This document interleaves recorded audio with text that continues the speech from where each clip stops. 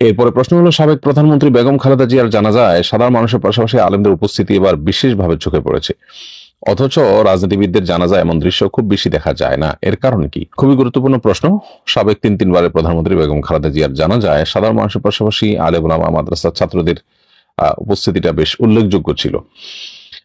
এর অন্যতম বড় কারণ আমি মনে করি যে বেগম খালেদা জিয়া ব্যক্তিগতভাবে তিনি ইসলাম প্র্যাকটিস কতটা করতেন বা করতেন না সেটা তো আমরা সেভাবে জানি না, কিন্তু একটা বিষয় খুবই পরিষ্কার, সেটা হলো আমরা আমাদের শৈশব থেকে বেগম খালেদা জিয়াকে দেখে আসছি যে তিনি কখনো আলেম ওলামা বা ইসলাম বা কোনো ধর্ম এগুলো নিয়ে কখনো নেগেটিভ কটূক্তিমূলক বক্তব্য অথবা আপনার এদেশের মানুষ ধর্মপ্রাণ তাদেরকে সংক্ষুব্ধ করে কোনো কথা বলতে তাকে কখনো শোনা যায় না। অথচ তার দলের কোনো কোনো নেতাদের কোনো কোনো কথা দেখা গেছে ওলামায়ে কেরাম আঘাতপ্রাপ্ত হয়েছেন বা খোঁচা মেরে কথা বলেছেন, কিন্তু তিনি এই কাজটি কখনো করেননি।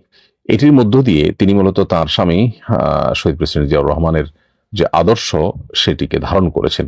এই একটি জায়গায় তিনি অন্য অনেক থেকে পৃথক হয়ে গেছেন। বাংলাদেশের ইতিহাসে যত শাসক এসেছেন এই শাসকদের মধ্যে খালেদা জিয়ার এই একটা জিনিস, অর্থাৎ ওলামায়ে কেরামের প্রতি শ্রদ্ধা, দিন এবং ধার্মিকদের প্রতি শ্রদ্ধা, তাদেরকে কখনো অবজ্ঞা অবহেলা না করা কিংবা তাদেরকে কখনো অপমান না করা, খোঁচাখুচি না করা, এই একটা বিষয়ের কারণে তিনি সাধারণ দিনদার মানুষদের কাছেও বেশ গ্রহণযোগ্য মানুষে পরিণত হয়েছেন।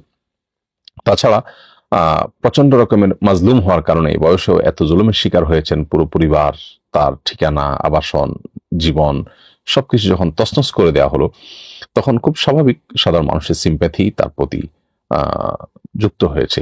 আবার সময়টা রাইট টাইম ছিল। হয়তো বিগত সরকারের আমলে যদি তার মৃত্যু হতো তাহলে সেক্ষেত্রে সেখানে জানা যায় এত মানুষ উপস্থিত হওয়া সহজ ছিল না। মানুষ আসলে স্বাধীনভাবে কোনো কাজ করতে পারলে তখন মানুষ যেটা করে সেটাই হলো মানুষের মনের কথা। আর স্বাধীনভাবে যখন কাজ করতে পারে না তখন আসলে মানুষের সিদ্ধান্তের মাধ্যমে তার সঠিক যে অবস্থান সেটা সবসময় পরিষ্কার হয় না। শুরুতে দেখতে পাচ্ছি হাদিসে কুদসি এবং কোরআনের মধ্যে পার্থক্য কি।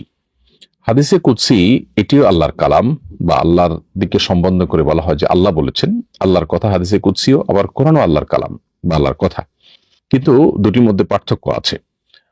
কোরআন হলো আল্লাহর সেই কালাম বা কথা যেটার ভাষা মর্ম সবকিছু আল্লাহ তাআলার, যেটা জিবরিলের মাধ্যমে আল্লাহ তাআলা রাসূলের কাছে পাঠিয়েছেন।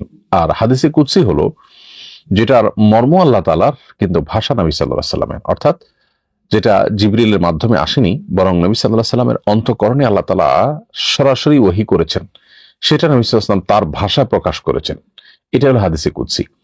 যার কারণে হাদিসে কুদসির যে ভাষা সেটা সবসময় অকাট্য হওয়া জরুরি নয়। কারণ হলো সেই ভাষ্য বা সেই হাদিসে কুদসি বর্ণিত বর্ণনাটি বিশুদ্ধ হতে পারে, বিশুদ্ধ নাও হতে পারে, দুর্বল হতে পারে, কিন্তু কোরআনের যে বর্ণনা সেটির ভাষা এবং মর্ম সবই আল্লাহর পক্ষ থেকে আসছে, জিবরিলের মাধ্যমে নবী সাল্লাল্লাহু আলাইহি ওয়াসাল্লাম বলেছেন এবং সন্দেহাতীত সূত্র দ্বারা সেটি আপনার সংরক্ষিত হয়েছে।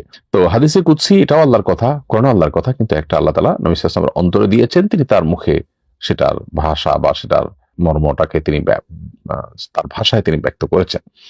তো এই হলো পার্থক্য। এছাড়া কোরআনের শব্দগুলো সবই মুতাওয়াতির, একেবারে সন্দেহাতীত সূত্র দ্বারা অগণিত মানুষ শুরু থেকে আজও পর্যন্ত বর্ণনা করে আসছে, ছন্দের ঊর্ধ্বে উঠেছে। তাছাড়া হাদিসে কুদসি এটি স্পর্শ করার জন্য ওযু প্রয়োজন নাই, কিন্তু কোরআন স্পর্শ করার জন্য ওযু প্রয়োজন। এরকম আরো বেশ কিছু পার্থক্য আছে, কিন্তু হাদিসে কুদসিকে আল্লাহর দিকে সম্বোধন করার বিষয়টিও সুসাব্যস্ত, সুপ্রমাণিত, সেটাকে অস্বীকার করবার সুযোগ না। বিশুদ্ধ সূত্রে বর্ণিত হাদিসে কুদসির একটা বিশেষ গুরুত্ব রাখে, যেটি আল্লাহ তার রাসূলকে দিয়ে বলিয়েছেন। রাসূল সাল্লাল্লাহু আলাইহি ওয়াসাল্লাম নিজে থেকে যেগুলো বলেছেন সেগুলো আল্লাহ তাআলা দ্বারা নিয়ন্ত্রিত এবং আল্লাহ তাআলা তাকে ওহীর মাধ্যমে তাকে দিয়ে আল্লাহ বলিয়েছেন। কিন্তু পার্থক্য হলো একটা আল্লাহ আল্লাহর কথা হিসেবে বলেছেন, আর নবী সাল্লাল্লাহু আলাইহি ওয়াসাল্লামকে আল্লাহ তাআলা কথা বলার তৌফিক দিয়েছেন, বলার আল্লাহ তাআলা নিয়ন্ত্রণ করেছেন।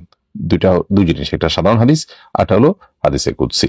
এরপরের প্রশ্ন হলো, আমার কাগজপত্র নকল করে আমার নামে উপবৃত্তির টাকা তোলা হয়েছে, পরে সেই টাকাটা আমাকে দেয়া হয়েছে, কিন্তু বাস্তবে আমি এই উপবৃত্তি পাওয়ার যোগ্য নই। এখন শরীয়তের দৃষ্টিতে আমার করণীয় কি?